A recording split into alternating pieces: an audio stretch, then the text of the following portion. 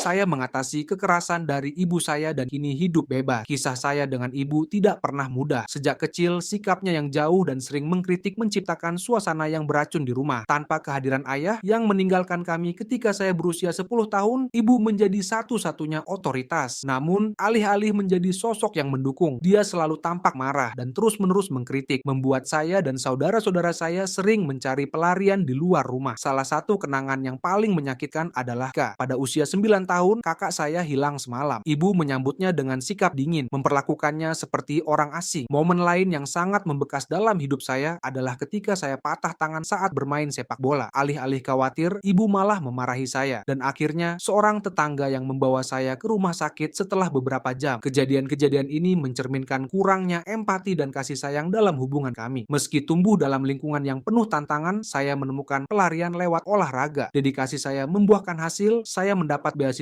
dan bisa melanjutkan kuliah tanpa khawatir masalah finansial. Namun, ketika saya sadar bahwa karir profesional di olahraga tidak lagi memungkinkan, saya memutuskan untuk fokus pada pendidikan saya. Hal ini membawa saya pada pekerjaan yang baik dan kehidupan yang stabil, jauh dari gejolak keluarga. Selama masa kuliah, hubungan saya dengan ibu semakin jarang. Panggilan telepon darinya makin sporadis dan selalu penuh keluhan tentang saudara-saudara saya tanpa ada perhatian nyata terhadap kesejahteraan saya. Lama-kelamaan saya berhenti menjawab dan interaksi kami menjadi semakin dangkal, hanya terbatas pada salam formal di acara-acara tertentu. Tahun ini, ibu saya didiagnosis dengan PPOK, penyakit paru obstruktif kronik, sebuah kondisi yang tidak mengejutkan mengingat kecanduan merokoknya. Ketika saya mendengar kabar tersebut, saya memutuskan untuk memberinya tempat di rumah saya, berharap bisa memberi dukungan yang selama ini tidak dia berikan. Namun, saat saya memeriksa keuangan ibu, saya menemukan bahwa dia sudah memanipulasi uang saya selama bertahun-tahun. Yang lebih menyakitkan lagi adalah kenyataan bahwa dia tidak meninggalkan apa-apa untuk saya dalam wasiatnya. Semua harta diwariskan untuk saudara-saudara saya yang hampir tidak melakukan apa-apa untuknya. Ketika saya menanyakannya, dia menjelaskan bahwa dia mengira saya tidak membutuhkan bantuan karena saya sudah punya uang, yang jelas menunjukkan betapa besarnya ketidakpeduliannya. Saya memutuskan untuk memberi waktu seminggu agar dia mencari tempat tinggal lain, entah itu di rumah salah satu saudara saya atau dengan menggunakan sumber daya yang dia miliki sendiri. Reaksi saudara-saudara saya penuh kemarahan, namun tidak ada yang benar-benar mengambil tindakan untuk membantunya. Akhirnya, salah satu dari mereka yang mengurusnya, meskipun dengan motivasi untuk mendapatkan bagian warisan.